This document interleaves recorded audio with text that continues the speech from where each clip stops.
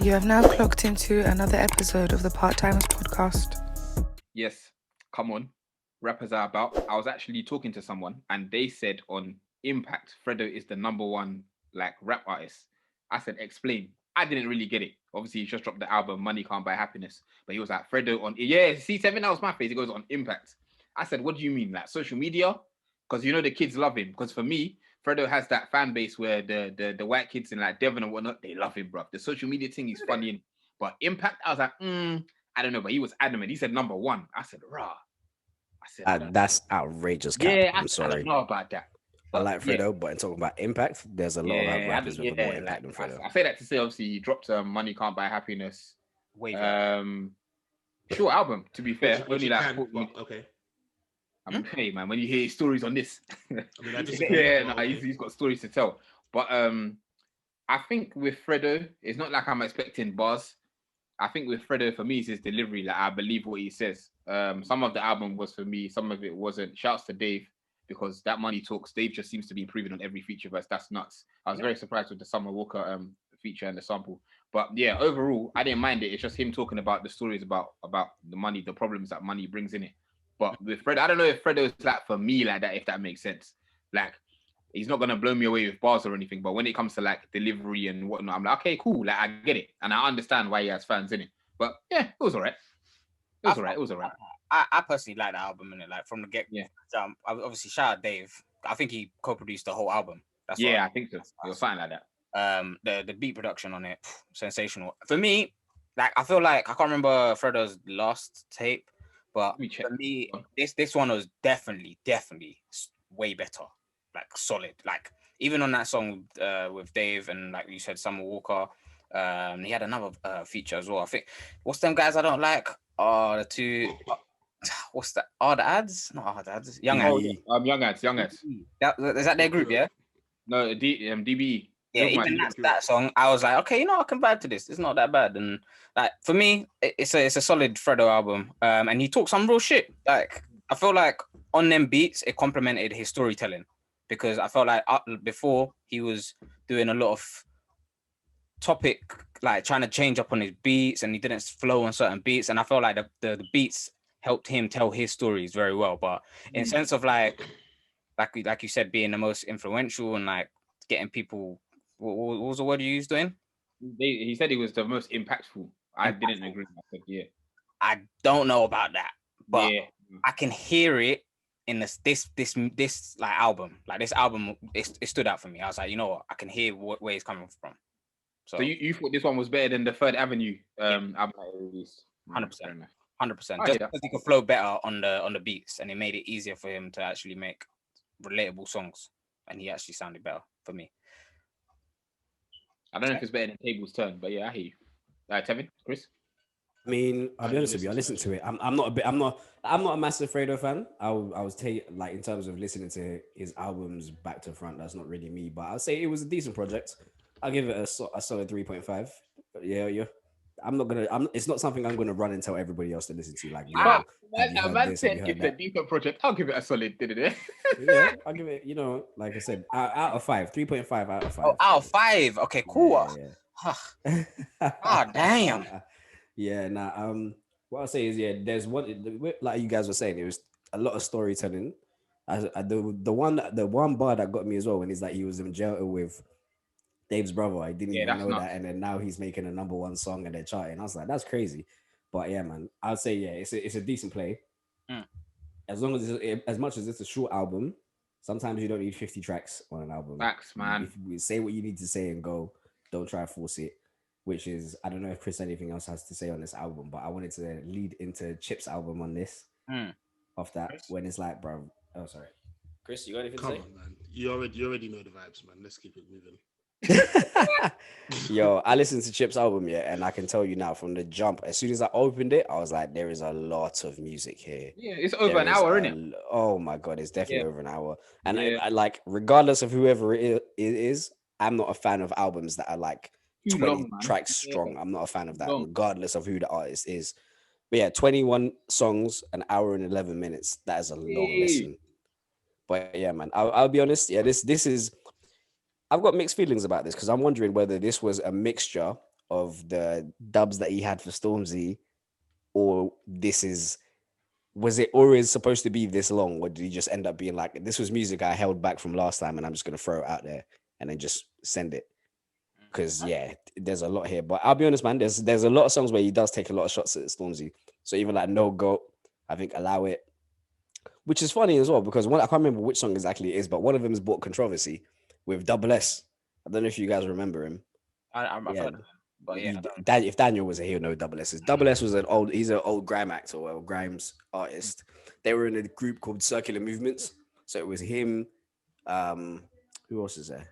It was him, Chipmunk, and I think Marvel. I'm saying. Wait, Double S, Sincere, not Sincere. I don't know who the other guy was. Shocker. Okay, they were in a group together, I think, and I think there was a story where Chipmunk got beaten up or something like that, and he felt like the guys that were there didn't help him out. So I think obviously when he's dropped this track now, Double S has now come on Twitter. He's like, I want you to come out and speak on this and say whatever it is, blah blah blah. Because I think obviously he's got bad blood because he's trying to paint him out like I didn't help you out or whatever. So yeah, that was another interesting little side story from that album. But I enjoyed it, man. There's a couple of slaps on here, and I'll be honest with you, that Skeletons interlude, Chip gonna get cancelled for that one. If people you go back and listen to that one. People are really about what they say about cancel culture. He got that one gonna get him cancelled. The content in that song that might get him cancelled, but it will really show you whether cancel culture is really serious because people pick and choose what they want to do in it. But yeah, anyway, that's my review. That's my thoughts on the album. Yeah, it was it for me. The Chipmunk thing, I get what you mean. It was long. It felt weird, but again, we got to take into exception that it's a mixtape. I know that doesn't blind him in anything, but he's releasing music because I can't remember last time Chipmunk released something that is in like that recent. I don't think in 2020 he released something as like a project wise. So he's probably been sitting on a lot of music, but there's a couple standout tracks. I like the song with Mo Stack. I like the video for that as well. But the one song which I thought was Deader Than Dead was a tune of Bugsy Malone. I thought the other tune they released, I think 2 weeks ago. What was that? Grown Flex. Yeah, I thought that song was dead. Bugsy Malone for me is dead. He's a dead artist. Dead artist. I'm saying this now, loud and clear. Dead artist. I don't want to hear him ever on any musicians that I like listen to. I don't want to hear him on any of the tracks. So if they hear this, smoky. I don't know. For me, I can't. I don't know. It's something about him. But listen, we have to give another. We have to give thanks for another Movado and Chip tune. Come on, that's true. That's true. Big vibes. To be outside for that one. You know what's even crazier? Like, I'll be honest with you. One of my favorite tunes on this whole tape here is the Eskimo Dance. That tune is a banger. For me, that stands out. And another one, the one with Chip, Heady and Chip. So Don't Know.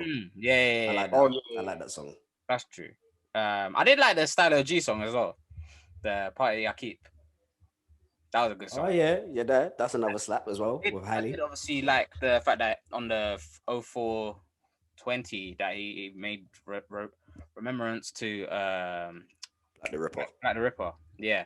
So that was good to have a heartfelt song because obviously them boys are from back in the day and whatnot. So that was a good track. But yeah, it's good that he put the Flowers This on there. It was interesting to hear again, just on an actual album or mixtape. So it was enjoyable. I can't lie. But yeah, is there any other music that you lot listen to this week? Bro, he just wants Stormzy to reply, bro. That's all this thing said to be. Snakes and ladders, no go, allow it. This reminds me of Drake Scorpion when Drake was just aiming at Kanye for the whole side A of the album. Like, you just want Stormzy to reply at this point. Like, we get it. But it was bare long, bro. And my criticism of Chip sometimes is that I don't know if he puts like wavy projects together. Like, it stands out in like places. And as you said, there's standout songs, but I don't know, like, it's a mixtape, innit? As you said, he's probably had bare music, the Stormzy things happen, so he wants to show that brother that I'm about, even though he's not I'm replying like, listen, I'm still the guy. And when it comes to his pen game, he's like top 3 probably of all time, and like he's sick. Like no one can put words together like him. He's ridiculous. But like as projects, I really enjoyed the project because I went back to the Insomnia project, and I really listening back to it, I really enjoyed that because it's like when Chipmunk features with people, it levels him up even more, and he's like, okay, I need to prove to everybody else that I'm still the guy. But with this, there were standout tracks, but an hour and 11, yay! But no, there's some tracks that stand out. I like the one with Mo Stack. Yeah, Don't Know was wavy. I did like Allow It. Eskimo Dance, Tevin, you're right, was wavy. And I did like the one with Young M.A. just because of the sample in it, nostalgia in it. But yeah, man. That song's growing on me. I can't lie. Just because of the sample, we smacked it because that sample we heard that when we were young in it. So, yeah, man. No, man. Hey, I don't know if you listen to it, but did you guys hear that new Max B and Gigs track? That one there is for the ends. Me and Daniel, like I said, me and Daniel were the only ones that were excited about this. But Max B and Gigs collaborating, if this was 10 years ago, it would have shut down the ends. What? Shut down South London, fam. No cap, family. Waveguard, huh? Is he out now? Nah, he's not. I think he's still got like a year or two. No one really knows, man. No one knows. But yeah, Max B linking up with Gigs is sick. And I think there's a Max B and Young's Teflon track coming soon as well. That's going to be crazy as well, man. Yeah, down. Free to wave. I actually listened to Young Teflon for the first time with the other day. For the first time you heard me, Tev. With Dave. Lord. That song with Dave, fire. I think it's called Call of Duty or something like that. Oh yeah. Wavy track. They had to go back to back in it. They were, like when we're two rappers, two spitters like that. Dave, man. Hey Dave and Huss. I'm waiting. I'm waiting. I'm waiting. You see, when I get onto you, when I say you already started listening to music in 2012, this is exactly what I mean. It's a lie, isn't it? So it's fine. I was listening to American. I said he might drop something soon, so I'm actually looking forward to. I'm always There's been rumors of a Nines and Fredo album, apparently. That could be very interesting. Yeah. I'm here for that. That'd be There's definitely a history on the streets between like the Church Road and what do you call it, Harrow Road. So that'd be very interesting to hear. But Wegz was tripping with his own perspective. Like, yeah, man. When I saw this on the roads, when I was in West, no. All right, my bad. Let's move on. Our West London correspondent. Cheers. Bruv, he was in the west side of the bay, fam, in that outfit, bruv. What do you mean? Cause we're back here with the Rick Barry jokes. And it's Wegz. I hadn't said anything in a minute, so I had to come through that. Music is good though. Music and that. I'm dead. What's on your mind, Chris?